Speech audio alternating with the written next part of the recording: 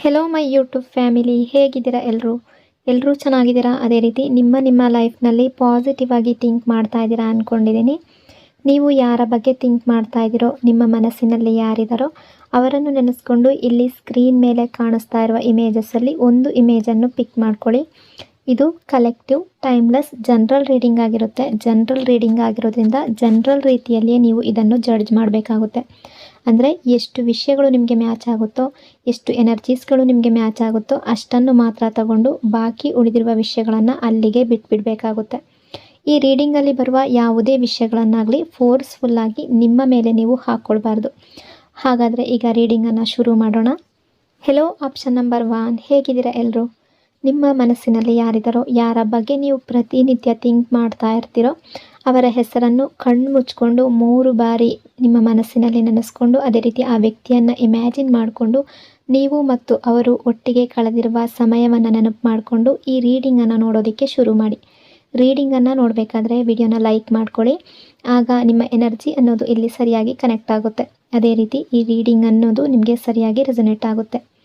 ಯಾವ ಪರ್ಸನ್ಗೋಸ್ಕರ ಈ ರೀಡಿಂಗನ್ನು ನೋಡ್ತಾ ಇದ್ರೋ ಈ ವ್ಯಕ್ತಿ ಈಗ ಪ್ರೆಸೆಂಟ್ ಟೈಮಲ್ಲಿ ನಿಮ್ಮ ಬಗ್ಗೆ ಏನು ಅಂದ್ಕೊಳ್ತಾ ಇದ್ದಾರೆ ಅಂದರೆ, ನೀವು ಇವರ ಲಕ್ಕಿ ಚಾರ್ಮ್ ಅಂತ ನೋಡ್ತಾ ಇದ್ದಾರೆ. ಇವರ ಮನಸ್ಸಿಗೆ ಏನು ಅನ್ನಿಸ್ತಾ ಇದೆ ಅಂದರೆ, ನನ್ನ ಲೈಫ್ಗೆ ಇವ್ರು ಬಂದ ಮೇಲೆ ಎಲ್ಲ ಚೇಂಜ್ ಆಯಿತು ಅನ್ನೋ ಫೀಲಿಂಗ್ ಇವರ ಮನಸ್ಸಿನಲ್ಲಿದೆ. ಇವರು ಇವರ ಹೃದಯದಿಂದ ನಿಮ್ಮನ್ನು ನಂಬ್ತಾ ಇದ್ದಾರೆ. ನೀವು ಅವರ ಜೀವನಕ್ಕೆ ಅದೃಷ್ಟವಾಗಿ ಬಂದಿದ್ದೀರಾ. ಅವರ ಪ್ರತಿಯೊಂದು ವಿಶ್, ಅವರ ಪ್ರತಿಯೊಂದು ಡ್ರೀಮ್, ಅವರ ಪ್ರತಿಯೊಂದು ಚಿಕ್ಕ ಆಸೆ ಕೂಡ ನಿಮ್ಮಿಂದಲೇ ನೆರವೇರುತ್ತೆ ಅನ್ನೋ ನಂಬಿಕೆ ಇವ್ರಿಗೆ ನಿಮ್ಮ ಮೇಲೆ ಬಂದಿದೆ. ಇದು ತುಂಬ ಅಟ್ಯಾಚ್ಮೆಂಟ್ ಅನ್ನೋ ರೀತಿ ಕಾಣಿಸ್ತಾ ಇದೆ. ತುಂಬ ಎಮೋಷ್ನಲಿ ಕನೆಕ್ಟ್ ಆಗಿದ್ದಾರೆ ಅನ್ನೋ ರೀತಿ ಎನರ್ಜಿ ಶೋ ಆಗ್ತಾ ಇದೆ. ಇವರು ನಿಮ್ಮ ಲೈಫ್ನಲ್ಲಿ ಯಾರೇ ಆಗಿರ್ಬೋದು, ನಿಮ್ಮ ಫ್ಯಾಮಿಲಿ ಮೆಂಬರ್ ಆಗಿರ್ಬೋದು, ನೀವು ಕಪಲ್ಸ್ಗಳಾಗಿರ್ಬೋದು, ಲವರ್ಸ್ ಆಗಿರ್ಬೋದು, ನೀವು ಹಸ್ಬೆಂಡ್ ವೈಫ್ ಆಗಿರಬಹುದು, ನೀವು ಮೇಲ್ ಆಗಿರ್ಬೋದು, ಫೀಮೇಲ್ ಆಗಿರ್ಬೋದು, ಯಾರೇ ಆಗಿದ್ರೂ ಕೂಡ ನಿಮ್ಮ ಬಗ್ಗೆ ಇವರು ನೀವು ಲಕ್ಕಿ ಅಂತ ಅಂದ್ಕೊಳ್ತಿದ್ದಾರೆ. ಇವರ ಮನಸ್ಸಿನಲ್ಲಿ ಏನೇ ಚಿಂತೆ ಇರಲಿ, ಏನೇ ಪ್ರಾಬ್ಲಮ್ ಇರಲಿ, ಎಮೋಷ್ನಲಿ ಇವರು ತುಂಬ ಡೌನ್ ಆಗಿದ್ದರೂ ಕೂಡ, ಇವರು ಹೇಳದೇ ಇದ್ದರೂ ಕೂಡ ನೀವು ಅದನ್ನು ಅರ್ಥ ಮಾಡ್ಕೊಳ್ತೀರಾ ಅನ್ನೋ ನಂಬಿಕೆ ಇವರಿಗೆ ನಿಮ್ಮ ಮೇಲೆ ಇದೆ. ಅಂದರೆ ತುಂಬ ಸಲ ಹಾಗೆ ಆಗಿರಬಹುದು. ಯಾವುದಾದ್ರೂ ಒಂದು ವಿಷಯವನ್ನು ಇವರು ಹೇಳ್ಕೊಳ್ಳದೆ ಇದ್ದರೂ ಕೂಡ ನೀವು ಅರ್ಥ ಮಾಡ್ಕೊಂಡಿರ್ಬೋದು, ಅಥವಾ ಬೇರೆ ಯಾರಾದರೂ ಏನಾದರೂ ಹೇಳಿ ಇವರ ಮನಸ್ಸಿಗೆ ನೋವಾದಾಗ ಇವರು ಅದನ್ನು ನಿಮ್ಮ ಹತ್ರ ಶೇರ್ ಮಾಡ್ಕೊಳ್ಳದೆ ಇದ್ದರೂ ಕೂಡ ನೀವು ಅರ್ಥ ಮಾಡ್ಕೊಂಡಿರ್ಬೋದು. ಅಂದರೆ ನೀವು ಇವರನ್ನು ಏನೂ ಕೇಳೋದಿಲ್ಲ, ಇವರು ಶೇರ್ ಮಾಡ್ಕೊಳ್ಬೇಕಾಗಿಲ್ಲ, ಆದರೂ ಕೂಡ ನೀವು ಇವರ ಮನಸ್ಸನ್ನು ಅರ್ಥ ಮಾಡ್ಕೊಳ್ತೀರಾ ಅನ್ನೋ ಭಾವನೆ ಇವರಿಗಿದೆ. ಬಹುಶಃ ಪಾಸ್ಟ್ನಲ್ಲಿ ಅಥವಾ ಈ ಹಿಂದೆ ಇವ್ರು ಏನೇ ಹೇಳದೇ ಇದ್ದರೂ ಕೂಡ ನೀವು ಅವ್ರಿಗೆ ತುಂಬ ಸಲ ಹೆಲ್ಪ್ ಮಾಡಿರಬಹುದು. ಸಣ್ಣ ಸಹಾಯ ಆಗಿರ್ಬೋದು, ಅಥವಾ ಒಂದು ಮಾತಾಗಿರ್ಬಹುದು, ಒಂದು ಮೆಸೇಜ್ ಆಗಿರಬಹುದು. ಅದೆಲ್ಲವೂ ಕೂಡ ಇವರ ಹೃದಯದಲ್ಲಿ ಒಂದು ದೊಡ್ಡ ಗುರುತು ರೀತಿ ಆಗಿಬಿಟ್ಟಿದೆ. ಅಂದರೆ ನಿಮ್ಮ ನೆನಪು ಅನ್ನೋದು ಅಷ್ಟೊಂದು ಜಾಸ್ತಿ ಆಗಿದೆ. ನಿಮ್ಮ ಬಗ್ಗೆ ತುಂಬ ನೆನೆಸ್ಕೊಳ್ತಾರೆ. ಯಾವಾಗಲೂ ಕೂಡ ಇವರ ಲೈಫ್ನಲ್ಲಿ ನೀವು ಇರ್ತೀರಾ ಅನ್ನೋ ರೀತಿ ಥಿಂಕ್ ಮಾಡ್ತಾರೆ. ಇವರಿಗೆ ಏನು ಅನಿಸುತ್ತೆ ಅಂದರೆ, ನೀವು ಇವರ ಲೈಫ್ನಲ್ಲಿ ಯಾವತ್ತೂ ಇಲ್ಲ ಅಂತಲೇ ಹೇಳಿಲ್ಲ, ಆ ವರ್ಡೇ ಹೇಳಿಲ್ಲ. ಅಂದರೆ ಯಾವುದೇ ಸಹಾಯ ಆಗಿರ್ಬೋದು, ಸಣ್ಣ ಪುಟ್ಟ ಸಹಾಯ ಆಗಿರಬಹುದು, ಯಾವುದೇ ಮಾತಿಗೂ ಕೂಡ ಇಲ್ಲ ಅಂತ ಹೇಳೋದಿಲ್ಲ. ಇವ್ರು ಏನು ಕೇಳಿದ್ರು ನೀವು ಸಾಧ್ಯವಾದಷ್ಟು ನಿಮ್ಮಿಂದ ಎಷ್ಟಾಗುತ್ತೋ ಅಷ್ಟು ಸಹಾಯ ಮಾಡ್ತೀರಾ, ಹೆಲ್ಪ್ ಮಾಡ್ತೀರಾ ಅನ್ನೋ ರೀತಿ ಥಿಂಕ್ ಮಾಡ್ತಾ ಇದ್ದಾರೆ. ಅವರ ಕಷ್ಟದ ಸಮಯದಲ್ಲಿ ನೀವು ಅವ್ರ ಜೊತೆ ನಿಲ್ತೀರಾ ಅನ್ನೋ ನೆನಪು ಇವರಿಗೆ ಇದೆ. ಇವರಿಗೆ ಅನಿಸೋದು, ನನ್ನ ಲೈಫ್ನಲ್ಲಿ ಎಲ್ಲರೂ ಇರಬಹುದು, ಆದರೆ ನನ್ನನ್ನು ನಿಜವಾಗಿ ಅರ್ಥ ಮಾಡ್ಕೊಳ್ಳೋದು, ನಿಜವಾಗ್ಲೂ ಅಂಡರ್ಸ್ಟ್ಯಾಂಡ್ ಮಾಡ್ಕೊಳ್ಳೋದು ಇವರು ಮಾತ್ರ, ಅಂದರೆ ನೀವು ಅಂತ ಅಂದ್ಕೊಳ್ತಿದ್ದಾರೆ. ಈಗ ಈ ವ್ಯಕ್ತಿಗೆ ನಿಮ್ಮ ಬಗ್ಗೆ ಯಾವ ಫೀಲಿಂಗ್ ಇದೆ ಅಂತ ಕರೆಂಟ್ ಎನರ್ಜಿ ಪ್ರಕಾರ ನೋಡೋದಾದರೆ, ನಿಮ್ಮನ್ನು ತುಂಬ ಮಿಸ್ ಮಾಡ್ಕೊಳ್ತಾ ಇದ್ದಾರೆ. ನಿಮ್ಮ ನೆನಪು ಅವರನ್ನು ತುಂಬ ಕಾಡ್ತಾ ಇದೆ. ನಿಮ್ಮ ಜೊತೆ ಕಳೆದ ಪ್ರತಿ ಕ್ಷಣ ಕೂಡ ನೆನಪಾಗ್ತಾ ಇದೆ. ಇವರ ಹೃದಯದಲ್ಲಿ ತುಂಬ ಮಾತುಗಳಿದೆ, ತುಂಬ ಫೀಲಿಂಗ್ಸ್ಗಳಿದೆ ನಿಮ್ಮ ಬಗ್ಗೆ. ನಿಮ್ಮ ಹತ್ರ ಹೇಳ್ಕೊಂಡಿರ್ಬೋದು, ಹೇಳ್ಕೊಳ್ದೇ ಇರ್ಬೋದು, ತುಂಬ ಎಮೋಷ್ನಲ್ಲಾಗಿ ನಿಮ್ಮ ಜೊತೆ ಕನೆಕ್ಟ್ ಆಗಿದ್ದಾರೆ ಅನ್ನೋ ರೀತಿ ಎನರ್ಜಿ ಕಾಣಿಸ್ತಾ ಇದೆ.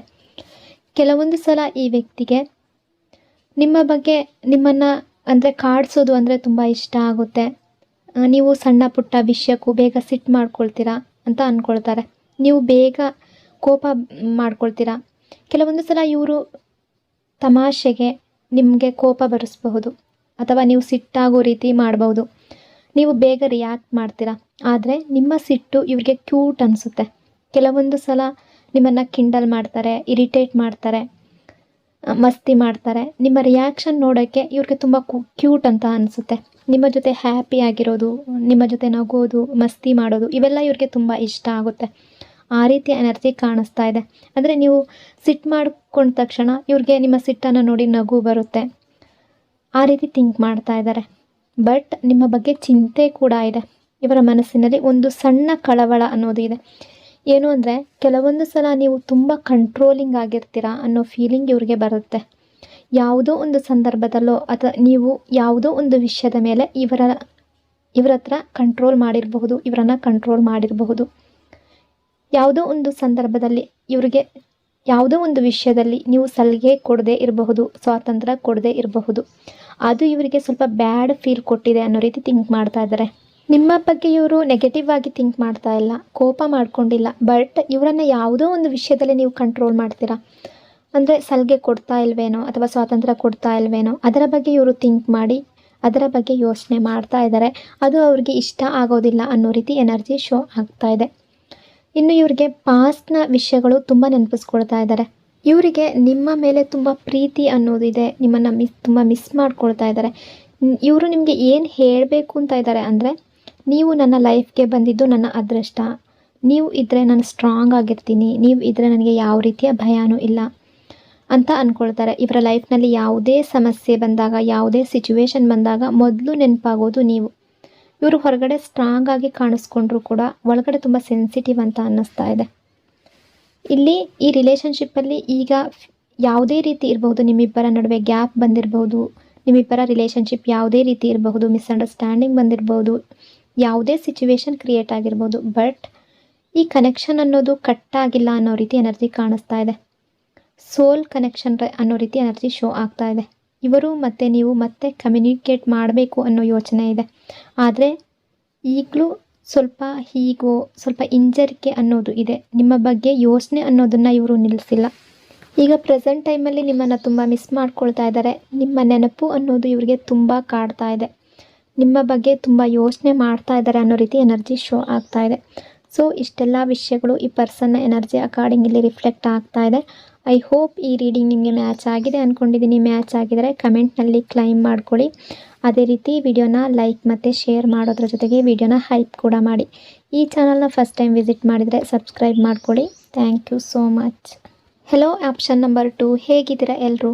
ನಿಮ್ಮ ಮನಸ್ಸಿನಲ್ಲಿ ಯಾರಿದ್ದಾರೋ, ಯಾರ ಬಗ್ಗೆ ನೀವು ತುಂಬ ಥಿಂಕ್ ಮಾಡ್ತಾ ಇದ್ದೀರೋ ಆ ವ್ಯಕ್ತಿಯ ಹೆಸರನ್ನು ಕಣ್ಮುಚ್ಕೊಂಡು 3 ಬಾರಿ ನೆನೆಸ್ಕೊಂಡು ಅದೇ ರೀತಿ ಆ ವ್ಯಕ್ತಿಯನ್ನು ಇಮ್ಯಾಜಿನ್ ಮಾಡಿಕೊಂಡು ನೀವು ಮತ್ತು ಅವರು ಕಳೆದಿರುವ ಬ್ಯೂಟಿಫುಲ್ ನಿಮಿಷಗಳನ್ನು ನೆನಪು ಮಾಡಿಕೊಂಡು ಈ ರೀಡಿಂಗನ್ನು ನೋಡೋದಕ್ಕೆ ಶುರು ಮಾಡಿ.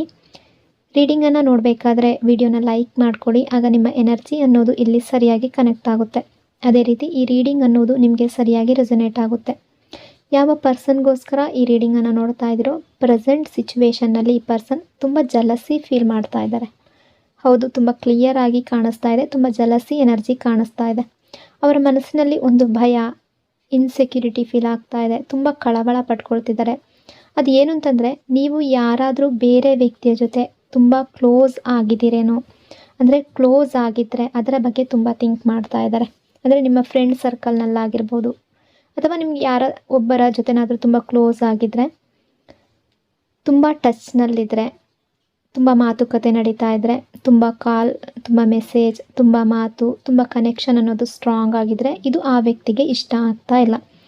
ಅವರು ಹೊರಗಡೆ ಹೇಳ್ಕೊಳ್ದೇ ಇರ್ಬೋದು, ಆದರೆ ಒಳಗಡೆ ತುಂಬ ಜಲಸಿ ಫೀಲ್ ಮಾಡ್ಕೊಳ್ತಾ ಇದ್ದಾರೆ. ಅಂದರೆ ಯಾರಾದರೂ ನಿಮಗೆ ಏನಾದರೂ ಹೇಳ್ಕೊಡ್ತಾರೇನೋ ಅನ್ನೋ ಭಯ ಇವರಿಗೆ ಇದೆ ಅನ್ನೋ ರೀತಿ ಕಾಣಿಸ್ತಾ ಇದೆ. ಇವ್ರಿಗೊಂದು ಡೌಟ್ ಇದೆ. ಅಂದರೆ ನಿಮ್ಮ ಕ್ಲೋಸ್ ಸರ್ಕಲ್ನಲ್ಲಿ ಇರುವ ವ್ಯಕ್ತಿಯ ಜೊತೆ ನೀವು ತುಂಬ ಟಚ್ಚಲ್ಲಿದ್ದರೆ, ತುಂಬ ಕ್ಲೋಸ್ ಆಗಿದ್ದರೆ, ತುಂಬ ಅಟ್ಯಾಚ್ಮೆಂಟನ್ನು ಬೆಳೆಸ್ಕೊಂಡಿದ್ರೆ ಈ ವ್ಯಕ್ತಿಯನ್ನು ನಿಮ್ಮಿಂದ ದೂರ ಮಾಡ್ತಾರೇನೋ ಅಥವಾ ಇವರ ಬಗ್ಗೆ ನಿಮ್ಮ ಹತ್ರ ಏನಾದರೂ ಹೇಳ್ಕೊಡ್ತಾರೇನೋ, ನಿಮ್ಮನ್ನು ಇವರಿಂದ ದೂರ ಮಾಡ್ತಾರೇನೋ, ನೀವು ಇವರಿಂದ ಸ್ಲೋ ಆಗಿ ದೂರ ಆಗ್ತೀರೇನೋ ಅಂತ ಇವರ ಮನಸ್ಸಿನಲ್ಲಿ ತುಂಬ ಯೋಚನೆಗಳು ಬರುತ್ತೆ. ಇವರು ಈ ರೀತಿ ಯೋಚನೆ ಮಾಡ್ತಾ ಇದ್ದಾರೆ. ಮತ್ತು ಇವ್ರು ಅಂದ್ಕೊಳ್ತಾರೆ, ಇವರನ್ನು ಇವರು ತುಂಬ ಲಕ್ಕಿ ಅಂತ ಅಂದ್ಕೊಳ್ತಾರೆ. ಇವರನ್ನು ಇವರು ತುಂಬ ಭಾಗ್ಯಶಾಲಿ ಅಂತ ಅಂದ್ಕೊಳ್ತಾರೆ. ಯಾಕೆ ಅಂದರೆ ಒಂದು ಕಡೆ ಇವ್ರಿಗೆ ಜಲಸಿ ಅನ್ನೋದಿದೆ, ಬಟ್ ಮತ್ತೊಂದು ಕಡೆ ಇವರ ಹೃದಯದಲ್ಲಿ ತುಂಬ ಪ್ರೀತಿ ಇದೆ ನಿಮ್ಮ ಬಗ್ಗೆ. ಇವರು ಇವರನ್ನೇ ಭಾಗ್ಯಶಾಲಿ ಅಂತ ಯಾಕೆ ಅಂದ್ಕೊಳ್ತಾ ಇದ್ದಾರೆ ಅಂದರೆ, ನಿಮ್ಮ ಪ್ರೀತಿ ಇವ್ರಿಗೆ ಸಿಕ್ಕಿದೆ. ನಿಮ್ಮ ಕೇರ್ ಎಷ್ಟು, ನಿಮ್ಮ ವ್ಯಾಲ್ಯೂ, ನಿಮ್ಮ ಗಮನ, ನಿಮ್ಮ ಫೋಕಸ್ ಏನಿದೆ ಇವರ ಮೇಲಿದೆ. ಅಂದರೆ ಅವ್ರಿಗೆ ಹೇಳ್ಕೊಡೋದಕ್ಕೆ ಆಗೋದಿಲ್ಲ. ನೀವು ಇವ್ರಿಗೆ ಎಷ್ಟು ಪ್ರೀತಿ ಕೊಡ್ತೀರಾ, ಎಷ್ಟು ಕೇರ್ ಕೊಡ್ತೀರಾ, ಎಷ್ಟು ವ್ಯಾಲ್ಯೂ ಮಾಡ್ತೀರಾ, ಇದೆಲ್ಲವನ್ನು ಇವ್ರಿಗೆ ಹೇಳ್ಕೊಡೋದಕ್ಕಾಗೋದಿಲ್ಲ. ತುಂಬ ಡೀಪ್ ಲೆವೆಲ್ನಲ್ಲಿ ಅವ್ರಿಗೆ ಅದು ಸಿಕ್ಕಿದೆ. ಅದನ್ನ ಮಾತಿನಲ್ಲಿ ಹೇಳೋದಕ್ಕೆ ಇವ್ರಿಗೆ ಆಗೋದಿಲ್ಲ. ಹಾಗಾಗಿ ಅವ್ರು ಅಂದ್ಕೊಳ್ತಾರೆ, ನಾನು ತುಂಬ ಲಕ್ಕಿ, ಇವರ ಪ್ರೀತಿ ನನಗೆ ಸಿಕ್ಕಿದೆ ಅಂತ ಅಂದ್ಕೊಳ್ತಿದ್ದಾರೆ. ಆದರೆ ಅದೇ ಸಮಯದಲ್ಲಿ ಭಯ ಕೂಡ ಇದೆ. ನೀವು ಇವರಿಂದ ದೂರ ಆಗ್ತೀರೇನೋ, ಅಥವಾ ಬೇರೆ ಕ್ಲೋಸ್ ಸರ್ಕಲ್ನಲ್ಲಿ ಯಾರಾದರೂ ಒಬ್ಬ ವ್ಯಕ್ತಿಯ ಜೊತೆ ನೀವು ತುಂಬ ಕ್ಲೋಸ್ ಆಗಿದ್ದರೆ ಇವರಿಂದ ದೂರ ಆಗಿ ಇವರನ್ನು ಬಿಟ್ಟು ಹೋಗ್ತೀರೇನೋ ಅನ್ನೋ ರೀತಿ ಥಿಂಕ್ ಮಾಡ್ತಾ ಇದ್ದಾರೆ. ಇವ್ರು ಅಂದ್ಕೊಳ್ತಾರೆ ನೀವು ಇವರ ವೀಕ್ನೆಸ್ ಅಂತ. ಇವರು ತುಂಬ ಇಷ್ಟಪಡ್ತಾರೆ, ನೀವು ಇಲ್ಲದೆ ಇವರಿಗೆ ಕಷ್ಟ ಆಗುತ್ತೆ ಅನ್ನೋ ರೀತಿ ಥಿಂಕ್ ಮಾಡ್ತಾ ಇದ್ದಾರೆ. ಹಾಗಾಗಿ ನೀವು ಬೇರೆ ಯಾರ ಜೊತೆ ತುಂಬ ಕ್ಲೋಸ್ ಆದರೆ ಅವರಿಗೆ ಭಯ ಶುರುವಾಗುತ್ತೆ. ಎಲ್ಲಿ ನನ್ನಿಂದ ದೂರ ಆಗ್ತಿರೋ ಅನ್ನೋ ರೀತಿ ಇವರು ಫೀಲ್ ಮಾಡ್ಕೊಳ್ತಾರೆ. ಎಲ್ಲಿ ನಮ್ಮ ನಡುವೆ ಗ್ಯಾಪ್ ಅನ್ನೋದು ಬರುತ್ತೋ ಅಂತ ಯೋಚನೆ ಮಾಡ್ತಾರೆ. ಇಲ್ಲಿ ಪೊಸೆಸಿವ್ ಎನರ್ಜಿ ಅನ್ನೋದು ತುಂಬ ಸ್ಟ್ರಾಂಗ್ ಆಗಿ ಕಾಣಿಸ್ತಾ ಇದೆ. ಈ ವ್ಯಕ್ತಿ ತುಂಬ ಪೊಸೆಸಿವ್ ಆಗಿದ್ದಾರೆ, ನಿಮ್ಮ ಮೇಲೆ ತುಂಬ ಪೊಸೆಸಿವ್ ಫೀಲಿಂಗನ್ನು ಇಟ್ಕೊಂಡಿದ್ದಾರೆ. ನೀವು ಮೇಲ್ ಆಗಿದ್ದರೆ ನೀವು ಫೀಮೇಲ್ ಫ್ರೆಂಡ್ ಜೊತೆ ತುಂಬ ಕ್ಲೋಸ್ ಆಗೋದು ಇವ್ರಿಗೆ ಇಷ್ಟ ಆಗೋದಿಲ್ಲ. ನೀವು ಫೀಮೇಲ್ ಆಗಿದ್ದರೆ ನೀವು ಮೇಲ್ ಫ್ರೆಂಡ್ ಜೊತೆ ತುಂಬ ಅಟ್ಯಾಚ್ಮೆಂಟನ್ನು ಬೆಳೆಸ್ಕೊಳ್ಳೋದು ಇವ್ರಿಗೆ ಇಷ್ಟ ಇಲ್ಲ. ಅವರಿಗೆ ಅದು ಕಷ್ಟ ಅಂತ ಅನಿಸುತ್ತೆ. ಅವ್ರಿಗೆ ಅನಿಸೋದು ನೀವು ನನ್ನವರೇ. ಇದು ಲವ್ನಿಂದ ಬಂದ ಪೊಸೆಸಿವ್ ಅನ್ನೋ ರೀತಿ ಎನರ್ಜಿ ಶೋ ಆಗ್ತಾ ಇದೆ. ಬಟ್ ಸ್ವಲ್ಪ ಇನ್ಸೆಕ್ಯೂರಿಟಿಯಿಂದ ಕೂಡ ಬಂದಿದೆ ಅನ್ನೋ ರೀತಿ ಎನರ್ಜಿ ಕಾಣಿಸ್ತಾ ಇದೆ. ಇವರು ಇಷ್ಟೇ ಅಲ್ಲದೆ ತುಂಬ ಓವರ್ ಥಿಂಕಿಂಗ್ ಮಾಡ್ತಾ ಇದ್ದಾರೆ. ನೀವು ಯಾರ ಜೊತೆ ಮಾತಾಡಿದ್ರು ಅದನ್ನು ಗಮನಿಸ್ತಾರೆ. ನೀವು ಯಾರ ಜೊತೆ ತುಂಬ ಕ್ಲೋಸ್ ಆಗಿದ್ದೀರಾ ಅದನ್ನು ಗಮನಿಸ್ತಾ ಇರಬಹುದು. ನೀವು ಆನ್ಲೈನ್ ಇದ್ದು ಇವರಿಗೆ ರಿಪ್ಲೈ ಕೊಡದೇ ಇದ್ದರೆ ಅವರ ಮನಸ್ಸಿನಲ್ಲಿ 1000 ಪ್ರಶ್ನೆ ಬರ್ತಾ ಇರಬಹುದು. ಯಾಕೆ ಮಾತಾಡ್ತಾ ಇಲ್ಲ, ಅಥವಾ ಯಾಕೆ ರಿಪ್ಲೈ ಕೊಡ್ತಾ ಇಲ್ಲ ಅನ್ನೋ ರೀತಿ ಥಿಂಕ್ ಮಾಡ್ತಾ ಇದ್ದಾರೆ ಅನ್ನೋ ರೀತಿ ಕೂಡ ಕಾಣಿಸ್ತಾ ಇದೆ. ಬಟ್ ಒಂದು ಸತ್ಯ, ನಿಮಗೂ ಇದೇ ಫೀಲ್ ಆಗ್ತಾ ಇರ್ಬೋದು. ಈಗ ನಿಮ್ಮ ಎನರ್ಜಿ ಪ್ರಕಾರ ನೋಡೋದಾದರೆ ನಿಮಗೂ ಕೂಡ ಅದೇ ರೀತಿ ಪೊಸೆಸಿವ್ ಫೀಲಿಂಗ್ ಇದೆ. ಈ ವ್ಯಕ್ತಿ ಯಾರಾದರೂ ಫ್ರೆಂಡ್ ಜೊತೆ ತುಂಬ ಕನೆಕ್ಟ್ ಆದರೆ ನಿಮಗೂ ಕೂಡ ಎಲ್ಲೋ ಒಂದು ಕಡೆ ಜಲಸಿ ಆ ರೀತಿ ಫೀಲ್ ಆಗಿರಬಹುದು. ನಿಮಗೂ ಕೂಡ ಇನ್ಸೆಕ್ಯೂರಿಟಿ ಫೀಲ್ ಆಗ್ಬೋದು, ನಿಮಗೂ ಕೂಡ ಭಯ ಆಗ್ಬೋದು, ಎಲ್ಲಿ ಇವರು ನನ್ನಿಂದ ದೂರ ಆಗ್ತಾರೋ. ಹಾಗಾಗಿ ಇದು ಒನ್ ಸೈಡ್ ಅಲ್ಲ ಅಂತ ಅನ್ನಿಸ್ತಾ ಇದೆ. ಅಂದರೆ ಫೀಲಿಂಗ್ಸ್ಗಳು ಎರಡೂ ಸೈಡ್ ಇದೆ. ಇದು ಮ್ಯೂಚುವಲ್ ಎನರ್ಜಿ ಅನ್ನೋ ರೀತಿ ಕೂಡ ಎನರ್ಜಿ ಶೋ ಆಗ್ತಾ ಇದೆ. ಇದು ಎರಡೂ ಕಡೆಯಿಂದ ಪ್ರೀತಿ ಅನ್ನೋದು ಇದೆ, ಅಟ್ಯಾಚ್ಮೆಂಟ್ ಅನ್ನೋದು ಜಾಸ್ತಿ ಇದೆ, ಇಬ್ಬರಿಗೂ ಕೂಡ ಪೊಸೆಸಿವ್ನೆಸ್ ಅನ್ನೋದು ಇದೆ. ಅದರ ಜೊತೆಗೆ ಸ್ವಲ್ಪ ಭಯ, ಸ್ವಲ್ಪ ಆತಂಕ, ಸ್ವಲ್ಪ ಇನ್ಸೆಕ್ಯೂರಿಟಿ ಫೀಲ್ ಕೂಡ ಆಗ್ತಾ ಇದೆ. ಈ ವ್ಯಕ್ತಿ ನಿಮ್ಮ ಹತ್ರ ಹೇಳಿರಬಹುದು, ಇವರ ಫೀಲಿಂಗ್ಸನ್ನು ಹೇಳ್ಕೊಳ್ದೆ ಕೂಡ ಇರ್ಬೋದು. ಅಂದರೆ ಕೆಲವರು ಓಪನ್ ಆಗಿ ಹೇಳಿರ್ಬೋದು ಅವ್ರ ಜೊತೆ ಕ್ಲೋಸ್ ಆಗಬೇಡಿ ಅಂತ. ಕೆಲವರು ಅವರ ಮನಸ್ಸಿನಲ್ಲೇ ಇಟ್ಕೊಂಡಿರಬಹುದು, ನಿಮಗೆ ಹೇಳದೇ ಇರ್ಬೋದು. ಬಟ್ ಎನರ್ಜಿ ಅಂತೂ ಕಾಣಿಸ್ತಾ ಇದೆ, ಇವ್ರಿಗೆ ಜಲಸಿ ಫೀಲ್ ಅನ್ನೋದು ಇದೆ. ಅಂದರೆ ನೀವು ಬೇರೆಯವ್ರ ಹತ್ರ ತುಂಬ ಕ್ಲೋಸ್ ಆಗೋದು, ಇವರನ್ನು ಬಿಟ್ಟು, ಇವರ ಅಟ್ಯಾಚ್ಮೆಂಟ್ ಇವ್ರಿಗೆ ಏನಿದೆ ಅದನ್ನು ಬಿಟ್ಟು ಬೇರೆಯವ್ರ ಜೊತೆ ತುಂಬ ಅಟ್ಯಾಚ್ಮೆಂಟನ್ನು ಬೆಳೆಸ್ಕೊಳ್ಳೋದು ಇವ್ರಿಗೆ ಇಷ್ಟ ಆಗೋದಿಲ್ಲ. ನಿಮ್ಮ ಕನೆಕ್ಷನ್ ಅನ್ನೋದು ಡೀಪ್ ಆಗಿ ಕಾಣಿಸ್ತಾ ಇದೆ. ಆದರೆ ಪ್ರೀತಿ ಅಂದರೆ ವಿಶ್ವಾಸ ಕೂಡ ಇರಬೇಕು. ನೀವು ಒಬ್ರಿಗೊಬ್ರು ಓಪನ್ ಆಗಿ ಮಾತಾಡಬೇಕು. ನಿಮಗೆ ಯಾರ ಜೊತೆ ಫ್ರೆಂಡ್ಶಿಪ್ ಇದ್ದರೂ ಕೂಡ ಇಬ್ಬರು ಕೂಡ ಅದನ್ನು ಕ್ಲಿಯರ್ ಆಗಿ ಹೇಳ್ಕೊಳ್ಬೇಕು. ಸೀಕ್ರೆಟ್ ಆಗಿಟ್ಟರೆ ಮತ್ತೆ ಇನ್ಸೆಕ್ಯೂರಿಟಿ ಅನ್ನೋದು ಜಾಸ್ತಿ ಆಗುತ್ತೆ. ಅಂದರೆ ನಿಮ್ಮಿಬ್ಬರ ರಿಲೇಷನ್ಶಿಪ್ ಅನ್ನೋದು ಬ್ರೇಕ್ ಆಗೋ ಕನೆಕ್ಷನ್ ಅಲ್ಲ ಅನ್ನೋ ರೀತಿ ಎನರ್ಜಿ ಶೋ ಆಗ್ತಾ ಇದೆ. ಆದರೆ ನೀವಿಬ್ಬರೂ ಕೂಡ ಸ್ವಲ್ಪ ಮೆಚ್ಯೂರ್ ಆಗಿ ಹ್ಯಾಂಡಲ್ ಮಾಡಬೇಕು. ಪೊಸೆಸಿವ್ ಪ್ರೀತಿ ಅನ್ನೋದು ಸ್ವೀಟ್ ಆಗಿರುತ್ತೆ, ಬಟ್ ಅದು ಓವರ್ ಆದರೆ ಸಂಬಂಧ ಅನ್ನೋದು ಕಷ್ಟ ಆಗುತ್ತೆ.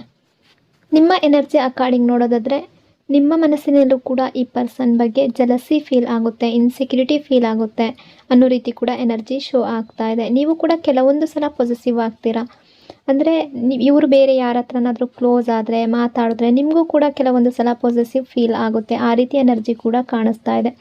ಅಂದರೆ ನಿಮ್ಮ ಮೇಲೆ ಈ ಪರ್ಸನ್ಗೆ ಯಾವ ರೀತಿ ಫೀಲಿಂಗ್ ಇದೆಯೋ, ಯಾವ ರೀತಿ ಅಟ್ಯಾಚ್ಮೆಂಟನ್ನು ಬೆಳೆಸ್ಕೊಂಡಿದ್ದಾರೋ, ನಿಮ್ಮನ್ನು ಎಷ್ಟು ಮಿಸ್ ಮಾಡ್ಕೊಳ್ತಾರೋ ಅದೇ ರೀತಿ ಅಟ್ಯಾಚ್ಮೆಂಟ್ ಮತ್ತು ಫೀಲಿಂಗ್ ಅನ್ನೋದು ನಿಮಗೂ ಕೂಡ ಈ ಪರ್ಸನ್ ಮೇಲೆ ಇದೆ ಅನ್ನೋ ರೀತಿ ಕೂಡ ಎನರ್ಜಿ ಕಾಣಿಸ್ತಾ ಇದೆ.